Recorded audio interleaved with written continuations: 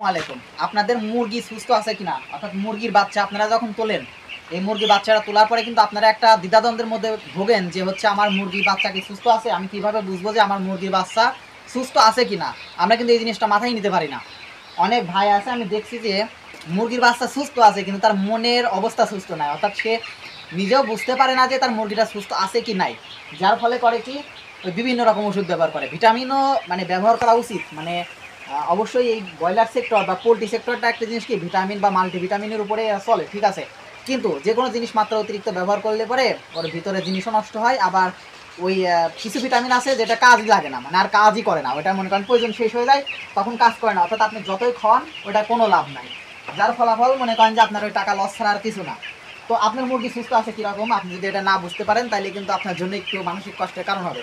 তো আমি আপনাদের একটা জিনিস দেখাই, এখানে আপনারা দেখেন, এই যে আমার মুরগিগুলো দেখেন, এরা কিন্তু মনে করেন যে খাওয়া দাওয়া করছে, আর আমি দেখেন এখন কিন্তু ঘুমাচ্ছে। অধিকাংশ মুরগি আমি দেখেন এখানে যেহেতু আমি ওদের কাছে গেলে পরে ওরা তো দৌড়াদৌড়ি করবে, তো আমি দেখেন এখান থেকে আপনাদেরকে দেখাচ্ছি যে দেখেন আমার মুরগিগুলো কিন্তু মানে সব আরামে শুয়ে আছে, খাওয়া দাওয়া করছে, আর আমি যে এখানে একটু হাঁটাহাঁটি করছিলাম তার জন্য এখান থেকে চলে গেছে।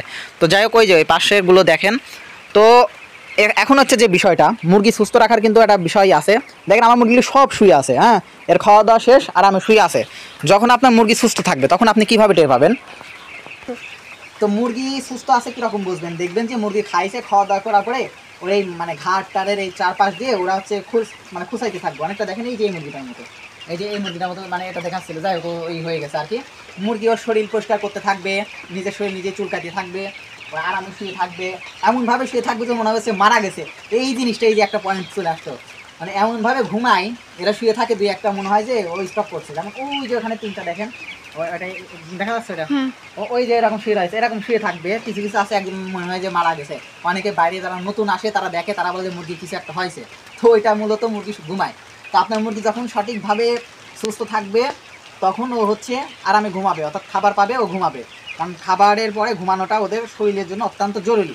আর একটা বিষয়, এখন সে বিষয়টা হচ্ছে যে মুরগি যদি ঝিমায় তাহলে ওর পশম দেখলে আপনি বুঝতে পারবেন, শরীরের লোম দেখলে আপনি বুঝতে পারবেন যে ওটা জীর্ণ শূন্য বা মানে হয়ে গেছে, মানে কি বলবো, মানে ওই যে গোল মতো হয়ে যায় আর কি ওইটা। তো আর একটা বিষয় দেখেন, ফার্ম সেক্টরে আপনার যদি এই যে পর্যাপ্ত আলো বাতাসের যদি ব্যবস্থা না থাকে, আমার এখানে মেঘ লাগছে বলে আমি ভিডিও বানানোর ইস্যুতে, আর এখন এই যে আমি লাল বাল্ব দিছি এটারও প্রয়োজন আছে। লাল বাল্ব হচ্ছে মুরগির বিকাশিত হতে একটু সাহায্য করে। আর আমার যে দেখেন চারপাশটা কিন্তু আমি খোলামেলা রাখছি, মানে পুরো অঞ্চলটা কিন্তু আমি খোলামেলা রাখছি। এই খোলামেলা রাখার কারণ হচ্ছে পর্যাপ্ত পরিমাণে বিশুদ্ধ বাতাস যখন আসবে এই মুরগিগুলো কিন্তু মনে করেন যে রোগ প্রতিরোধ ক্ষমতা অটোমেটিক বৃদ্ধি পাবে। তো এদিকে আসেন, আমার দেখেন মুরগিগুলো কিন্তু এখানে সব সুস্থ, মানে শুয়ে আছে, হ্যাঁ, ওরা কিন্তু সব শুয়ে আছে। তো মাঝে মাঝে আপনারা করবেন কি, এই যে দেখেন ওরা দৌড়ানোর স্পিড, মানে ওরা দৌড়াবে, যদি সুস্থ থাকে সুন্দরভাবে দৌড়াবে, আর যদি অসুস্থ থাকে ও দৌড়াবে না, অবশ্যই থাকবে। তো দেখেন আমার মুখগুলো কিন্তু আমি সুন্দরভাবে ছড়াই দিচ্ছি আর কি। দেখেন ওরা কিন্তু নিজে নিজেই দৌড়াচ্ছে, কারণ ওরা সুস্থ আছে, ওদের শরীর ঠিক আছে, যার জন্য ওরা এমনিতে দৌড়াচ্ছে। তো আপনাদের যাদের মুরগি আছে তারা অতিরিক্ত টেনশন থেকে মুক্ত থাকবেন।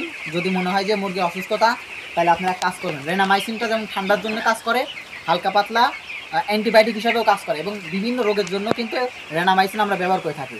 আপনারা হালকা ডোজের উপরে রেনামাইসিন মারিয়ে দেবেন, রেনামাইসিন দিয়ে দেবেন, তাহলে দেখবেন যে বড় বড় ঝামেলা একটু কম হবে আর কি। মানে অর্থাৎ রোগ মনে করেন যে করার থেকে আগে থেকে রোগ প্রতিরোধ করাটাই ভালো, মানে হওয়ার পরে চিকিৎসা করার থেকে রোগ প্রতিরোধ করাটাই আগে থেকে ভালো, মানে আগে থেকে আপনারা ব্যবস্থা গ্রহণ করবেন, তাহলে দেখবেন যে আপনাদের জন্য এটাই সবথেকে ভালো মানে সিদ্ধান্ত হিসেবে বিবেচিত হবে।